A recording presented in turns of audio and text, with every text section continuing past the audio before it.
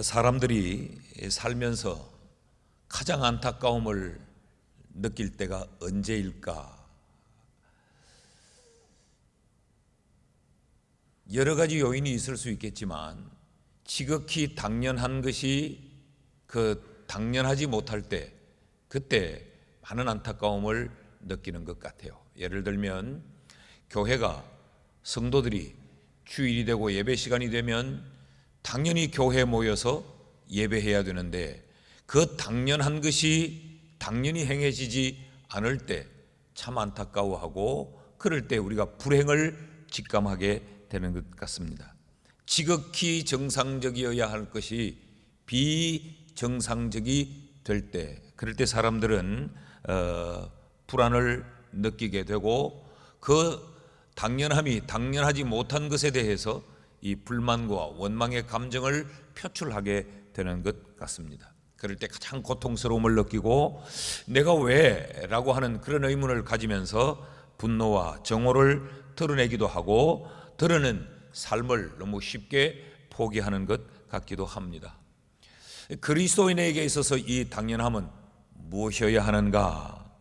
여러분, 우리 그리스도인에게 당연함은 크게 두 가지로 우리가 생각할 수 있습니다. 그 하나는 그리스도인이라면 구원을 누리는, 구원의 기쁨을 누리는 삶을 사는 것, 이것이 그리스도인에게는 당연합니다.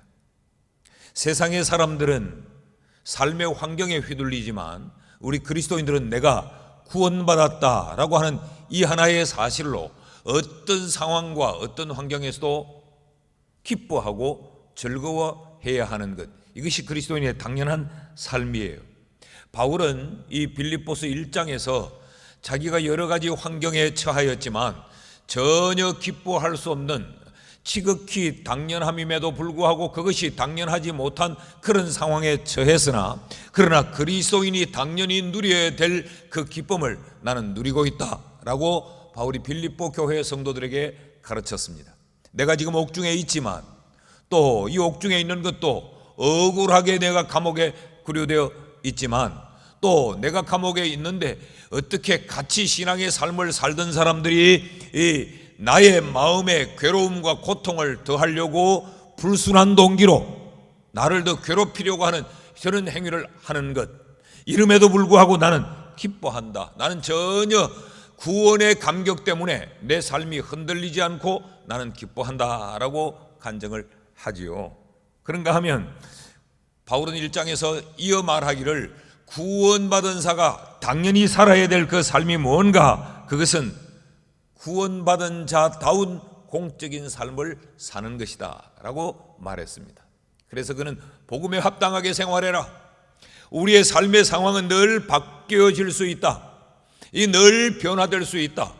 그러나 삶의 상황이 어떻게 변하고 바뀌든지를 뛰어넘어서 그리스도인이 당연히 살아야 되는 것은 복음에 합당한 삶을 사는 것이다. 그 복음에 합당한 삶을 산다라고 하는 것은 곧 천국 시민으로서의 삶을 아주 세상 가운데 드러내놓고 당당하게 사는 삶이다라고 말씀을 드렸습니다. 그래서 바울은 그 천국 시민으로 당당하게 세상 가운데서 이 공적인 삶을 살기 위해서 다툼과 허영을 버리고 겸손과 복종의 삶을 살아야 된다라고 하면서 예수 그리스도를 삶의 모델로 제시했습니다. 자, 이런 바울이 당연한 그리스도인의 삶을 위하여서 한 가지 권고하고 있는 것이 뭔가? 그것이 바로 12절의 말씀입니다. 2장에 들어와서 바울은 12절에 그러므로 나의 사랑하는 자들아, 너희가 나 있을 때뿐 아니라 더욱 지금 나 없을 때에도 항상 복종하여 두렵고 떨림으로 너희의 구원을 이루라. 이것이 그리스도인이 당연히 살아야 될 그리스도인의 삶이다라고 이야기합니다. 여기 구원을 이룬다라고 하는 것은 우리가 이 죄사함 받는 구원을 말하지 않고 우리가 점점 더 그리스도를 닮아가는 이 성화의 삶, 거룩해지는 삶, 천국 시민다워지는 그 삶을 여기 바울은 구원을 이루는 것으로 표현했다라는 말씀 기억하시지요. 이것이 이렇게 구원을 이루어 가는 것이 하나님이 기뻐하는 뜻이라고 우리에게 말해요. 12절에 너희의 구원을 이루라 라고 말하고 이어지는 13절에서 바울이 뭐라고 말하느냐, 같이 한번 읽어봅시다. 시작. 너희 안에서 행하시는 이는 하나님이시니 자기의 기쁘신 뜻을 위하여 너희에게 소원을 두고 행하신다. 우리 안에서 행하시는 하나님이 자기의 기쁘신 뜻을 우리 안에 두고 그것을 우리의 소원으로 삼고 행하도록 하나님이 하신다 그랬어요. 그러니까 구원을 이루는 것이 하나님이 우리를 향하여 가지고 계시는 하나님의 기뻐하시는 뜻이다 라고 말했어요. 이 기뻐하는 뜻을 하나님이 이루기 위해서 하나님은 우리 안에서 역사하고 일하신다 라고 바울이 가르쳤습니다. 그러면 구원을 이루는 궁극적인 그 목표가 뭐냐? 우리가 이루어야 될 그 구원의 궁극적인 그 목표가 뭐냐? 그것이 바로 하나님의 관심이지요. 하나님이 우리 속에서 일하시면서 하나님의 그 기쁘신 뜻을 반드시 이루기를 원하는데 그것이 바로 구원을 이루는 삶이라면 하나님의 그 관심, 그렇게도 하나님이 이루고 싶어하는 구원을 이루는 그 실제적인 내용이 뭐냐? 오늘 우리가 그것을 좀 살피려고 합니다. 그래서 하나님의 관심이, 우리를 향한 하나님의 관심이 우리의 관심이 될 수 있기를 축복합니다. 우리 안에서 하나님이 일하시면서 하나님이 우리에게 이루어질 그 구원의 내용, 그것은 크게 세 가지예요. 하나는 우리가 흠없는 하나님의 자녀로 세워지는 것, 또 하나는 우리가 세상의 빛이 되는 것, 또 하나는 세상의 빛이 되어서 우리가 생명의 말씀을 밝히는 것. 이 세 가지가 하나님이 우리에게 이루라라고 하는 구원의 내용이란 말이죠. 이것이 하나님이 우리 속에서 일하시면서도 꼭 우리에게 이루어지기를 바라는 하나님의 이 관심사항이다라고 지금 바울이 가르쳐요. 오늘은 우리가 그 첫째로 흠없는 하나님의 자녀가 되는 것에 대해 배우려고 합니다. 한번 따라 하십시다. 우리를 향한 하나님의 관심은 우리가 하나님의 흠없는 자녀가 되는 것이다. 15절 말씀을 보십시오. 같이 한번 읽어봅시다. 시작. 이는 너희가 흠이 없고 순전하여 어그러지고 거스르는 세대 가운데서 하나님의 흠없는 자녀로 세상에서 그들 가운데 빛들로 나타나기를 내가 원한다라고 말했어요. 다시 한번 요약하면 이런 이야기입니다. 너희의 구원을 이루어야 된다. 너희의 구원을 이루는 것, 그것이 하나님이 지금 굉장히 기뻐하는 것이다. 그래서 너희의 그 구원을 이루기 위해 하나님은 너희 속에서도 역사하고 일하고 계신다. 그렇게 너희 속에서 하나님이 역사하면서까지 너희가 이루기를 원하는 그 구원의 구체적인 그 내용이 뭐냐? 그것이 바로 너희가 흠없는 하나님의 자녀로 세워지는 것이다 라고 바울이 말하고 있습니다. 여러분, 성경에는 그리스도인에 대한 표현들이 참 많아요. 그리스도인을 묘사하는 이 표현들이 너희는 그리스도의 편지다, 너희는 그리스도의 향기다, 너희는 그리스도의 군사다, 뭐 여러 가지 그리스도인을 표현하는 묘사들이 참 많은데 그 가운데서 하나님의 흠없는 자녀라고 하는 이 표현만큼 멋진 표현이 또 있을까라는 생각을 가집니다. 너희는 누구냐? 그리스도인인 너희는 누구냐? 그리스도의 편지이기도 하다. 그리스도인인 너희는 누구냐? 그리스도의 향기이기도 하다. 그리스도인인 너희는 누구냐? 그리스도의 사람이기도 하다. 그리스도의 일꾼이기도 하다. 그리스도인의 사람이기도 하다. 너희는 성도이기도 하다. 그런데 너희는 누구냐? 그것들을 더 뛰어넘어서 너희는 하나님의 자녀다. 너희는 하나님의 자식이다. 여기 하나님의 흠없는 자녀라고 우리 성경에 표현된 것을 직역하면 흠없는 하나님의 아들, 그런 이야기예요.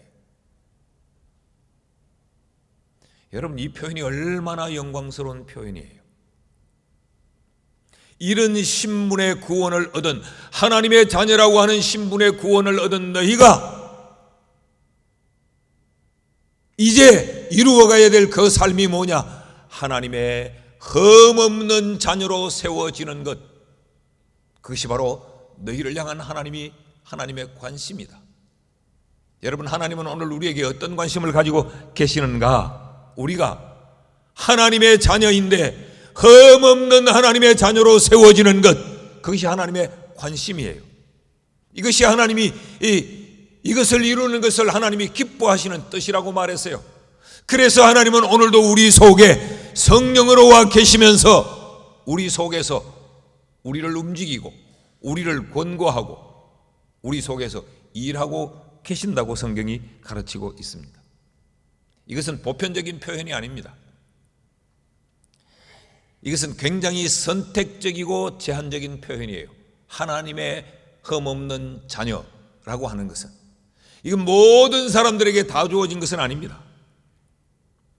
세상 사람들이 듣기 좋도록 표현을 하려면 우리는 모두가 하나님의 자녀들입니다, 이러면 굉장히 좋겠지만, 성경은 하나님의 자녀라는 이 표현을 보편적이고 일반적인 의미로 사용하지 않아요. 굉장히 선택적이고 제한적으로 예수 그리스도에 의해 구원을 입은 사람에게만 사용하는 단어가 바로 이 자녀라는 이 단어예요. 그러니까 하나님의 자녀라는 이 표현 속에는 엄청난 약속과 보증이 다 담겨져 있는 거죠. 여러분, 우리가 하나님의 자녀라고 하는 이 표현은 하나님이 우리의 아버지라는 이야기입니다. 이 속에는 아버지의 것이 나의 되고 아버지의 모든 이 상속이 자녀된 우리에게 그 권한이 주어졌다라고 하는 의미가 하나님의 자녀라고 하는 이 표현 속에 다 담겨져 있는 거예요. 그러니까 하나님의 관심은 지금 우리가 구원을 이루는 건데, 우리가 이루어야 될 구원, 우리가 점점 더 거룩해져야 될 그 구원, 그 구원의 하나님의 궁극적인 관심은 우리가 흠없는 하나님의 자녀로 세워지는 것이란 말이죠. 여러분, 이것이 우리가 이루어야 될 구원의 목표입니다. 우리가 이 땅에서 신앙생활을 하면서 우리가 도달해야 될 지점이에요. 하나님은 우리가 흠없는 하나님의 자녀가 되기를 원하신다. 그러면 우리의 관심도 동일해야 됩니다. 하나님은 우리가 세상에서 성공하는 것도 원하지만, 하나님은 우리가 이 세상에서 우리의 일신상의 어떤 안위를 위하여 살기도 원하지만, 하나님은 우리가 이 땅에서 부하고, 하나님은 우리가 이 땅에서 높아지기도 원하지만, 하나님의 일차적이고 근본적인 그 관심은 뭐냐? 우리가 흠없는 하나님의 자녀가 되는 것이라는 거예요. 부모의 심정이 그렇지 않습니까? 내 자녀가 좋은 직장에도 가고, 그래서 만나면 은근히 자녀 자랑도 우리가 하잖아요. 아이고, 강하는 지금 뭐 직장이 어딘데 들어가기 어렵거든요. 은근히 우리는 자식이 좋은 직장에 다니는 것도 자랑하고, 좋은 학교 다니는 것도 자랑하고, 좋은 성품도 자랑하고 해요. 근데 부모는 근본적으로 그것보다 더 뭐예요? 인성이 바른, 그리고 바른 가치관을 가지고 있는 착한 자식이 되기를 원하잖아요. 하나님이 그렇다. 하나님은 우리가 부해지기도 원하고, 하나님은 세상에서 우리가 높아지기도 원하고, 하나님은 우리가 세상에서 굉장히 영향력 있는 그런 사람들로 살기도 원하지만, 그보다 더 우선적으로 하나님의 자녀다운 흠없는 하나님의 자녀가 되어 구원을 이루는 자가 되기를 원한다는 것이죠. 여러분, 이 하나님의 관심이 우리의 관심 될 수 있기를 축복합니다. 그럼 흠없는 하나님의 자녀가 되기 위해서 우리는 뭘 유념해야 하는가? 뭘 우선적으로 살피고 뭘 우리가 붙들어야 하는가? 그 첫째가 하나님과의 관계 인식이 우선되어져야 합니다. 하나님과 나의 관계가 어떤 관계인가라고 하는 이 인식이 우선되어져야 우리가 하나님의 흠없는 자녀로 세워질 수 있다는 말입니다. 하나님과 우리와의 관계가 뭐냐? 그저 우리가 필요할 때 우리가 기도하면 우리의 기도를 들어주시는 분, 나의 소원을 뚝딱 해결해 주는 분, 그런 요술방망이 같은 하나님과 나와의 그런 관계가 아니라 하나님과 나와의 관계가 어떤 관계냐? 아버지요 아들이요 부자의 관계라고 하는 이 관계의 인식이 우선되어져야 그 다음 우리는 하나님의 흠없는 자녀가 될 수 있다는 이야기입니다. 이 사도 바울은 2장 초두에서 십자가로 말미암아 우리에게 주어진 선물 두 가지를 소개했어요. 2장에 들어오면서 예수 그리스도의 십자가로 말미암아 우리에게 주어진 선물 두 가지, 그게 뭐냐? 2장 10절에서 11절 말씀을 같이 한번 읽어봅시다. 시작. 하늘에 있는 자들과 땅에 있는 자들과 땅 아래에 있는 자들로 모든 무릎을 예수의 이름에 꿇게 하시고 모든 입으로 예수 그리스도를 주라 시인하여 하나님 아버지께 영광을 돌리게 하셨느니라. 하나님께서 예수 그리스도를 만유의 주로 삼으시고 십자가에서 일으켜 세우셔서 무엇하게 했느냐? 예수 그리스도가 우리의 주 되게 하셨다. 이게 십자가가 우리에게 준 첫 번째 선물이에요. 그리스도인 된 우리가 예수 그리스도의 십자가로 말미암아 얻은 선물 첫째가 뭐냐? 예수님을 우리의 주로 얻은 것. 이것이 첫 번째 선물이요. 또 하나는 우리의 주가 되실 뿐만 아니라 하나님이 우리의 아버지가 되시는 것. 이것이 예수 그리스도의 십자가가 우리에게 가져다 준 아주 중요한, 아주 특별한, 세상의 그 어떤 것과도 견줄 수 없는 놀라운 선물 두 가지가 바로 이것이에요. 여러분, 이 사실을 인식하고 계십니까? 예수 그리스도가 우리의 주요, 하나님이 우리의 아버지가 되신다는 이 사실을 우리가 확신하고 사느냐는, 이것으로부터 우리가 하나님의 자녀된 삶을 사는 출발점이 될 수 있는 것입니다. 그러니까 우리가 하나님의 흠없는 자녀로 세워지기 위해서 가장 1차적으로 우리에게 필요한 것이 뭐냐? 하나님은 우리의 아버지요, 나는 하나님의 자녀라고 하는 이 관계 인식이 우리에게 우선되어져야 한다는 것입니다. 여러분, 이게 얼마나 놀라운 사실입니까? 베드로 사도는 베드로전서 2장 10절에서 우리에게 이렇게 가르칩니다. 너희가 전에는 하나님의 백성이 아니었다, 하나님의 자녀가 아니었단 말이죠. 이제는 하나님의 백성이 되었다. 하나님의 백성이 되고 나니까 전에는 너희가 긍휼을 얻지 못했는데 이제는 하나님의 긍휼을 얻는 자 되었다. 하나님이 우리의 아버지라고 하는 것이 얼마나 엄청난 사실인가를 우리에게 깨달아야 한다는 이야기죠. 여러분, 지난 한 주간 살면서, 아니 지금까지 신앙생활을 쭉 해오면서 하나님은 우리에게 도움을 주는 분으로는 인식을 했어요. 내 병을 치료해 주는 분으로는 인식을 했어요. 내가 힘들고 어려울 때 나를 위로해 주는 분으로는 인식을 했어요. 그런데 하나님이 나의 아버지다, 도와주는 분을 뛰어넘어, 나를 치료해 주는 의사를 뛰어넘어, 나를 위로하고 격려해 주는 어떤 상담자를 뛰어넘어 그 하나님이 나의 아버지라고 하는 인식을 얼마나 가지고 우리가 살았는지를 다시 한번 우리가 돌아보셔야 합니다. 하나님이 우리가 하나님의 흠없는 자녀가 되기를 원하는 것, 이게 하나님의 관심이라면 1차적으로 하나님은 우리에게 내가 너희의 아버지요, 너는 나의 아들이다 라고 하는 것을 인식하며 살기를 하나님이 원하신다는 말이에요. 자칫하면 하나님은 나를 돕는 자 정도의 선에서 머물 때가 많아요. 그러니까 도와달라고 하는데 그 도움이 빨리 안 오면 관계를 끊기가 쉬워집니다. 그 무엇으로도 끊을 수 없는 새로운 혈연의 관계, 그 무엇으로도 지울 수 없는 아버지와 아들의 이 관계인 것을 우리가 확신하고 살지 않으면, 내 요구를 하나님이 다 들어주지 않으면 그 하나님은 내 삶에서 가차없이 소용없는 존재로 취급해버리고 마는 거죠. 그래서 이 관계 인식이 중요하다는 거예요. 하나님의 백성이기 이전에 우리의 상황을 요한복음 8장 44절에서는 이렇게 말했어요. 너희는 너희 아비 마귀에게서 났다. 그렇기 때문에 너희 아비의 욕심대로 너희도 행하고자 한다 그랬어요. 그러니까 우리는 원래 마귀의 자식이었다는 이야기, 마귀에게 속했다는, 거기와 손잡고 거기와 한편 먹고 거기와 한 혈통 되어서 그렇게 살았다. 그래서 욕심만 따라 우리가 살았다는 거죠.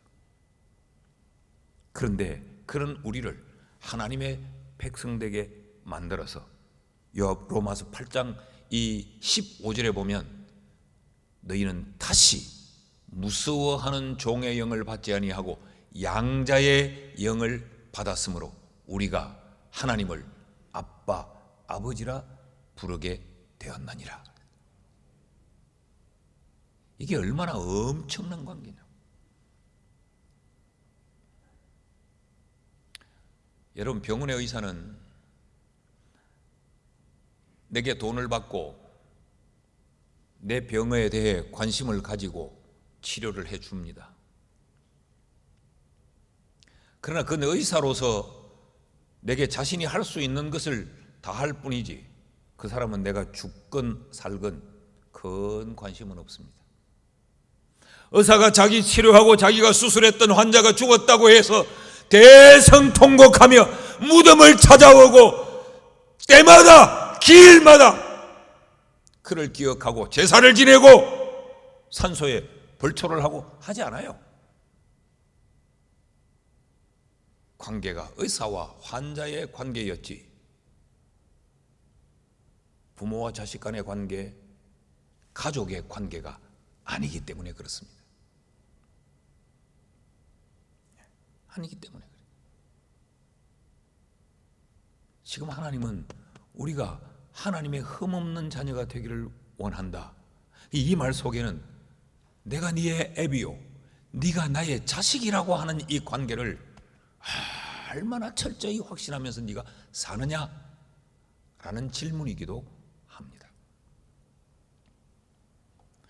여러분, 그리스도인이 된다는 것은 그리스도인이 아닌 사람들에게서는 상상할 수 없는 거예요. 그리스도인이 된다고 하는 것은 넌 크리스찬과 상황이 조금 달라지거나 정도가 조금 차이가 있거나 그런 정도가 아니에요. 근본적으로 사람이 달라져 버리는 것입니다. 혈통이 달라져 버리는 것이고 신분이 달라져 버리는 것이고 특권이 달라져 버리는 거예요. 왜 그럴까요? 하나님의 자녀가 되니까, 하나님이 아버지가 되니까 천국이 우리 집이 되어버리는 겁니다. 아버지의 하나님의 그 소유가 나의 소유가 되는 거예요. 하나님 아버지의 것을 상속받을 수 있는 권한이 내게 주어져 버린 겁니다. 이게 엄청난. 그래서 신약학자 이 요아킴 예레미야는 이런 말을 했어요. 예수님 당시까지 하나님을 아버지로 부른 자는 예수님이 유일하시다 그랬어요. 그것을 오늘 예수 그리스도로 말미암아 우리가 그 은혜를 입어 하나님을 우리가 아버지로 부르고 있어요. 이것이 얼마나 엄청난 사건인가를 알라라는 이야기죠. 종교개혁자 마틴 루터는 뭐라고 이야기했느냐? 우리가 하나님께 대하여서 상상할 수 있는 최상의, 하나님에 대해서 우리가 생각할 수 있는 최상의 특권이 뭐냐? 그것은 하나님을 아버지로 부를 수 있다. 우리는 하나님을 아버지로 부를 수 있다는 이것이 어마어마한 특권이라는 생각은 하지 않잖아요. 하나님이 뭘 행하신 일들 그것 보고 와, 홍해를 갈라주셨다, 우와, 만나와 메추라기를 먹여 광야에서 그들을 살려주셨다, 우와, 하늘에서 만나와 메추라기가 어째 내리느냐, 저 하늘에 달을 멈췄다, 태양을 멈췄다, 이런 일이 일어날 수 있느냐. 하나님이 행하신 것들을 보고는 우리가 감격하고 탄성을 쏟아놓는데, 하나님이 나의 아버지요 내가 하나님의 아들 되었다고 하는 것은 그만큼의 감격스러운 가치로 인식하지 못하는 게 오늘 우리들이죠. 사랑하는 여러분, 하나님이 우리의 아버지요 우리가 하나님의 아들이라고 하는 이 확신을, 이 인식을 다시 한번 할 수 있기를 축복합니다. 이게 하나가 바로 되면 뭐 너희는 서로 사랑해라, 이웃을 사랑해라, 뭐 이거는 그냥 해결이 되는 거예요. 하나님의 아버지면 우리는 같은 다 형제 자매죠. 그러니까 하나님이 우리의 아버지라는 이 인식이 없으니까 성도 간에 이 사랑의 관계가 이루어지지 못하는 거지. 신학자 홀스 부시네라는 사람이 이런 말을 했어요. 예수님이 다른 것 다 가르쳐주지 않았다 할지라도 하나님을 우리의 아버지라고 가르쳐 주신 것, 이것 하나만으로도 충분하다 그랬어요. 예수님이 우리에게 다른 것 다 가르치지 않았다고 할지라도, 이 말을 뒤집어 놓으면 이런 말이죠. 우리가 예수님의 다른 가르침은 다 못 배웠다 할지라도 하나님이 우리의 아버지다, 이 하나의 사실만 배웠어도 충분하다는 거지. 여러분, 이 관계에 대한 인식이 우리에게 새로워질 수 있기를 축복합니다. 하나님의 흠없는 자녀가 되기 위해서는 이것이 가장 선행적이어야 돼요. 둘째로, 우리는 하나님과의 관계를 분명하게 인식해야 될 뿐만 아니라, 둘째는 하나님을 향한 우리의 태도를 다시 한번 점검해 봐야 됩니다. 우리가 하나님의 흠없는 자녀가 되기 위해서는 하나님을 향한 우리의 태도가 어떤지를 다시 한번 점검해 봐야 돼요. 13절 14절 말씀을 같이 한번 읽어봅시다. 다 같이 시작. 너희 안에서 행하시는 이는 하나님이시니 자기의 기쁘신 뜻을 위하여 너희에게 소원을 두고 행하게 하시나니 모든 일을 원망과 시비가 없이 하라. 여러분, 이 13절은 14절의 원인이 돼요. 하나님이 우리 안에서 일하시고 하나님이 우리를 향하여 이 특별한 관심을 가지고 있는 그 원인이 뭐냐? 우리가 하나님을 향하여서 모든 일에 원망과 시비가 없도록. 그러니까 우리가 하나님을 향하여서 구원받은 그리스도인이 하나님의 흠없는 자녀가 되기 위해서는 하나님을 향한 우리의 태도가 원망과 시비가 없어야 된다는 거예요. 어디에서? 모든 일에서. 여기 모든 일이라고 하는 것은 구원의 관계들, 구원을 이루는 것과 관계된 일이에요. 그 말은 쉽게 말하면 신앙생활을 하는 데 있어서 원망과 시비가 없어야 하나님의 자녀가 될 수 있다. 이 말을 다시 또 바꾸면 하나님의 흠없는 자녀의 특성이 뭐냐? 원망과 시비가 없는 것이라는 거예요. 여러분, 하나님이 우리 안에서 일하심을 믿습니까? 그렇다면 우리는 하나님을 향한 신앙생활에서 원망과 시비가 없어야 됩니다.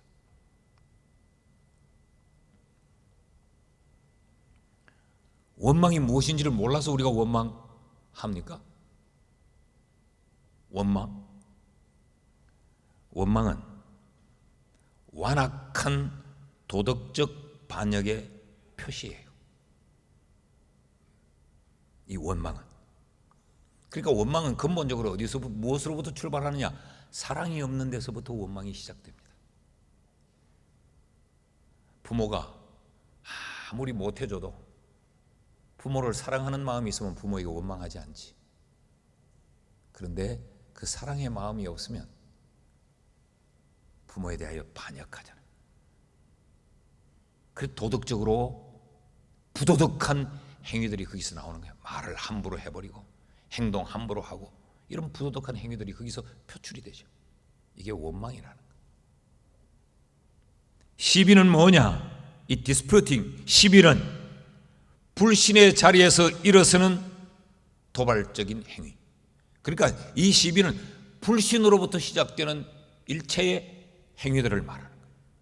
불신하니까 뭐 의심하게 되고, 불신하니까 불신에서부터 어떤 질문이 던져지게 되고, 불신하게 되니까 머릿속에 막 상상의 그림을 그려보게 되고, 불신하니까 그 불신을 정당화시키기 위하여서 여러 가지 이 거짓말도 만들어내고 사건도 꾸미고 조작하고 이 사람들의 마음도 훔치고, 이런 일들이 일어난다는 거죠. 이건 하나님의 흠없는 자녀가 되기 위해서는 절대적으로 경계해야 될 삶의 내용이다라고 말하고 있습니다. 여러분, 그리스도인의 신앙생활에서 이 원망과 시비만큼 무서운 게 없어요. 이스라엘 백성들이 무너지게 된 이유, 이스라엘 민족이 사라지게 된 이유, 다름 아닙니다. 원망과 시비입니다. 원망과 시비. 가끔 부모들은 이런 생각을 하죠. 내가 이렇게 잘해주는데 넌 내게 뭐가 불만이야? 저 집 봐라, 누구 집 봐라, 누구 부모 봐라. 그만큼 내한테 해주더라. 내가 그 사람들보다 훨씬 내한테 잘해주는데. 부모에게 문제가 있었으면 자식들이 원망하는 건 아니에요. 부모에 대한 사랑이 결여되면 원망이 튀어나옵니다. 여러분, 하나님을 사랑하고 하나님을 전적으로 신뢰하면 우리가 하나님과 관계된 믿음의 삶에서 원망과 시비는 포기할 수 있습니다. 그 하나님을 믿지 못하니까, 내 인간의 생각만 가지니까 시비가 생겨나는 거죠. 그 하나님을 사랑하지 않으니까 하나님으로 말미암아 행해지는 모든 것들이 원망스러운 거죠. 그래서 지금 이 사도는 우리에게 흠없는 하나님의 자녀가 되기 위해서는 원망과 시비를 포기해야 된다. 이것은 너희들의 삶을 파괴시킬 뿐만 아니라 마귀의 도구가 된다. 그래서 하나님의 흠없는 자녀가 되기 위해서 신앙생활에서 원망과 시비는 버려라 라고 가르칩니다. 지난 시간에 이미 이 말씀 드렸기 때문에 여러분, 우리 모두의 삶을 한번 다시 신앙생활하는 우리의 태도를 한번 돌아보십시오. 그죠? 앉으면 원망, 돌아서면 시비, 내 삶이 여기에 묶여 있다면 우리는 하나님의 관심에는 전혀 관심이 없어요. 그러면서도 그 하나님을 등에 업고 내 사업을 크게 일으키고 내 재산을 정식시키고 나를 높은 자리에 데려가고 내가 더 건강해지고 내가 더 오래 살고, 우리의 관심은 그쪽으로만 향하고 있다면 하나님의 원하시는 하나님의 자녀로 세워지지 않는 것이죠. 우리에게서 원망과 시비를 내어 쫓을 수 있기를 축복합니다. 셋째로, 우리가 흠없는 하나님의 자녀가 되기 위해서는 하나님과 나와의 이 관계가 어떤가, 이 관계가 부자의 관계라는 걸 깊이 인식하고, 그리고 하나님을 향한 우리의 태도가 원망과 시비가 있어서는 안 된다라는 이 점을 우리가 다시 한번 살핀 이후, 셋째는 자기 자신의 본질적인 부분에 대하여서 다시 한번 확인해야 됩니다. 나는 누구인가? 라는 자신의 본질을 다시 한번 확인해야 하나님의 흠없는 자녀가 될 수 있어요. 15절 말씀을 우리 같이 한번 다시 읽어볼까요? 15절 말씀. 이는 너희가 흠이 없고 순전하여 어그러지고 거스르는 세대 가운데서 하나님의 흠없는 자녀로 세상에서 그들 가운데 빛들로 나타나기를 원한다라는 말이죠. 여기 이 15절은 무엇과 관계가 있느냐? 14절과 관계가 있어요. 모든 것을 원망과 시비가 없이 하라. 그래서 너희가 흠이 없고 순전하여져서 어그러지고 거스르는 세대 가운데서 하나님의 흠없는 자녀로 세워져야 한다라고 지금 말하고 있는 겁니다. 그러니까 이 15절 말씀은 내 자신이 어떠한가를 살펴보라는 이야기예요. 나는 흠이 없는 사람인가? 나는 순전한 사람인가? 내 자신에 대하여서 깊은 성찰이 필요하다라고 지금 가르치고 있는 거예요. 흠이 없어야 되고 순전해야 된다. 그래야 하나님의 흠없는 자녀로 세워질 수 있다라는 이야기예요. 그 내게 흠이 있는가를 살펴보라는 거지요. 내가 순전한가를 살펴보라는 거지요. 이게 하나님의 자녀의 본질이라는 거예요. 하나님의 자녀는 어떤 사람이어야 되는가? 자기 자신이 흠이 없어야 하나님의 흠없는 자녀가 되는 것이요, 그 사람이 순전해야 하나님의 흠없는 자녀가 된다. 이게 하나님의 흠없는 자녀의 특성이요 본질이라는 것. 이것이 구원의 목표라는 것. 우리가 이루어야 될 구원의 목표가 뭐냐? 우리가 순전하고 흠이 없는 하나님의 자녀가 되는 것. 이게 우리가 구원을 이루는 목표여야 된다. 제가 지난주에도 말씀드렸지만 여러분, 우리의 인생에 내가 몇 살까지는, 내가 죽기 전까지는 정말 내가 이루어야 될 내 인생의 목표들을 다 세워놓고 계시죠. 그 인생 목표 속에 흠없는 하나님의 자녀가 들어있냐는 거예요. 흠이 있거나 말거나 일단 돈만 많이 벌어놓으면 된다. 한 10억짜리만 모아놓으면 된다. 한 100억짜리만 모아놓으면 된다. 아직 그 회사 번듯한 거 한 두세 개만 탄탄하게 세워놓고 내 자식한테 물려주고 가면 나는 된다. 이게 우리의 인생의 목표이면 잘못됐습니다. 그건 세상 사람들이 하는 목표입니다. 하나님의 관심은 우리가 구원을 이루는 거예요. 그 구원을 이루는 것 중에 하나가 하나님의 흠없는 자녀가 되는 거예요. 하나님은 우리가 흠이 없고 순전한 자가 되는 것, 그게 하나님이 우리를 향한 관심이란 말이죠. 여기 흠이 없다라고 하는 이 말은 외적인 온전함을 말해요. 외적인 도덕적인 온전함을 말해요. 그러니까 지켜보는 사람들의, 다른 사람의 눈에 비치는 모습이 어떠냐? 여러분, 세상은 우리를 지켜보고 있습니다. 우리가 오늘 교회 생활을 하고 있지만 우리는 우리가 원턴 원치 않던 다른 사람에게 지켜봄을 지금 당하고 있는 겁니다. 사람들은 다 우리를 지켜봐요. 그래서 제가 우리 교육자들에게 늘 하는 이야기가 그 이야기예요. 교육자가 힘든 게 뭐냐? 덕이 되는 삶을 사는 게 이게 힘들다. 뭐 교육자가 술을 먹겠나, 노름을 하러 다니겠나, 뭐 어디 춤을 추러 다니겠나. 기본적인 도덕적으로는 우리가 그 삶을 살아가지만 이건 진리도 아니고 이건 비진리도 아닌데 교인들의 눈에 덕이 되지 않게 비춰지면 안 된다. 여러분, 세상은 우리를 지켜보고 있습니다. 우리를 지켜보고 주님을 판단하고 교회를 평가해요. 그래서 성경은 우리가 그리스도의 편지다 그랬어요. 우리를 읽으면서 예수 그리스도를 판단하는 거예요. 우리가 그리스도의 향기다. 우리의 삶에서 냄새를 맡으면서 예수 그리스도를 판단하는 거죠. 이 흠이 없어야 된다. 나는 지금 어떻게 살고 있는가?